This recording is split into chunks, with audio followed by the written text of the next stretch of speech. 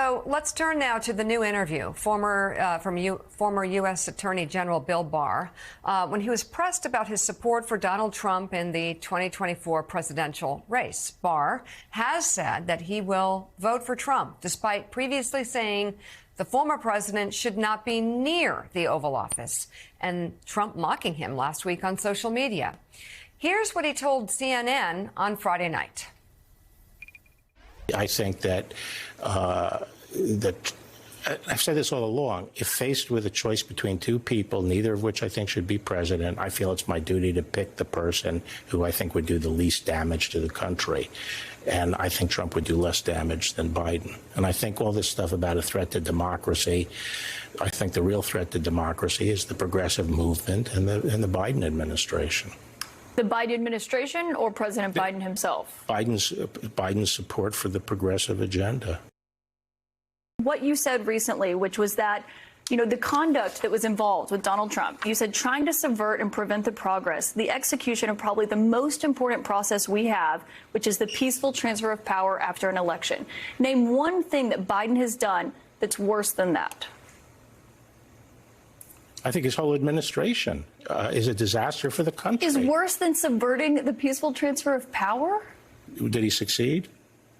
Only because Vice President Mike Pence stood in the way, and now the people who are lining up to be VP again say that they will not do what Mike Pence did. I mean, look, I was very loud in saying I thought it was the whole episode was shameful, and I'm very troubled by it, and that's why it's not an easy decision. But I think when you have a Hobson's choice, you have to pick the lesser of two evils. You don't see this as the definition of putting party over country? No. I mean, Donnie, that is so gross and pathetic. And the fact is, first of all, if he did vote for Donald Trump, he would be putting party over country. It's not even a close call. Fact is, he's lying. He's not going to vote for a guy that told him 2 weeks before the election to arrest his opponent and throw him and his family in jail, kept pressuring Bill Barr to arrest his political opponent. And then January the 6th, he talked about the subversion of the peaceful transition of power. This is a guy he knows who's called for the execution of generals, the chairman of the Joint Chiefs of Staff, who for being insufficiently loyal to him, a guy that's talked about immediately throwing into jail people in the press whose coverage he doesn't like. I mean, his people have talked about arresting us, arresting the people who run this show the second they get in power, look to the camera and say, we're coming after you. And of course, Donald Trump talking about, trying to get me thrown in jail and executed. I could go down a long list without ever bringing my name up. But this guy's talking about, he said he could use SEAL Team 6 to execute political opponents, and they couldn't arrest him. And his lawyers argued before the Supreme Court last week that if Trump ordered a military coup, that could be an official act of a president. Bill Barr knows all of this.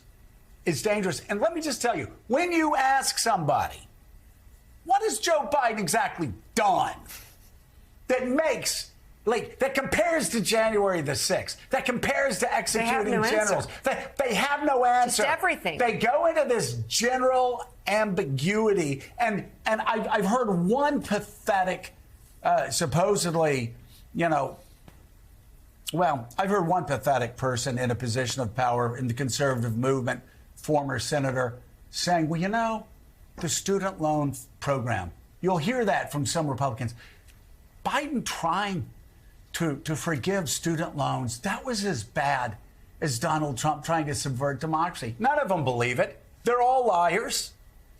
And for them to say they're going to that student loan forgiveness is as bad as January the 6th shows you how morally bankrupt this party and this political movement's become. What I don't understand, excuse me, from a human level, and you brought this up time and time again, is how do these guys go home and face their grandchildren and their children and their next door neighbors? And don't they understand how history is going to see them? You, Bill Barr, you're not getting another job in the Trump administration. What's in it for you to not stand up and be a man and tell the truth and basically speak what you know to be absolute fact, and to sit there and just, when asked about the threat to democracy, to kind of just throw it off, and January 6th just kind of tease that off a little bit? I can't understand from the human motivation point of view. What, no. Don't you get it? Like, in other words, I could see if this guy was lobbying to be the vice president, or this guy wanted to be attorney general again.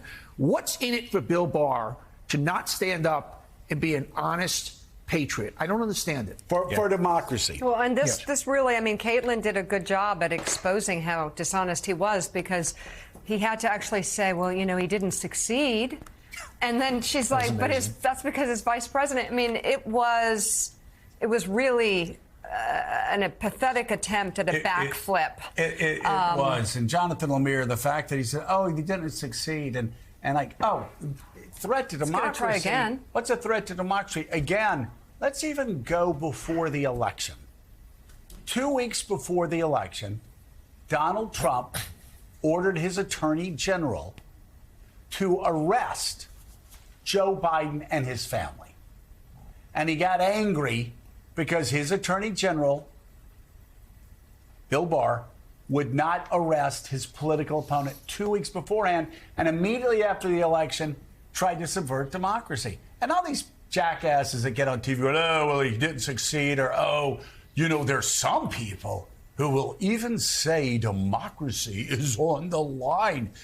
Yeah, it is. Because the last time Trump was in power, he actually tried to destroy American democracy. And if Mike Pence had stepped into that waiting limousine as a Secret Service agent had wanted him to and left the Capitol, we might be talking about a very different story right now. Trump may have been successful there. So this is another sadly predictable and embarrassing performance by the former Attorney General Bill Barr. But he's far from alone. Donnie, just in the last couple of days, think about this. We had Mitch McConnell again say that even though he, denounced what Trump did on January 6th, he will be supporting Trump. He'll be endorsing Trump. And he said, well, that's what the party wants. So that's another person who's choosing party over patriotism. And then yesterday, Florida Governor Ron DeSantis, of course, had been sharply critical of Trump during the campaign. The two men met in Florida, and DeSantis has now offered to help, particularly help Trump with fundraising, since Trump is really struggling there. We all wait to see if Nikki Haley will eventually do the same. Her supporters say, at least for now, she won't. We'll see. But there's a sad inevitability. They all choose party over patriotism. You saw a brief moment with Mike Johnson. You go, I don't know, maybe there's something in the Republican Party that has some degree of integrity. And then obviously you kind of see this. What I found interesting about that interview also is what I call the head tilt when asked about democracy. And I get this from people all the time when they'll tell me they're voting for Trump. I go, well, don't you understand what's on the line here? Have you read Project 25? Don't you understand that he would start to he would weaponize the Justice Department, that the FTC and the FCC, and Joe, to your point earlier, would report, and we wouldn't have a free press anymore. We probably wouldn't have a free election anymore. And you go through the litany of things, and you get that kind of head tilt. Really? Nah. And people are not letting it seep in. Where were they? What I find interesting is that these are not dumb people. People cannot let in what the potential really is and what will happen. And they give you this blank stare. Right. Like, no, you're too extreme. It's so obvious. It's happening in slow motion. And yet people can't take it in. And and as I said, these are not MAGA people. These are people that I have dinner with. These are people that I know. Just desensitized. And I'll explain. I'll go through it. I go, no, this, and they kind of look at me like I'm a little nutty. And I go, no, this is happening. And with that being said, will you still vote for Donald Trump? Nah, that's not happening. Gee. It's unbelievable.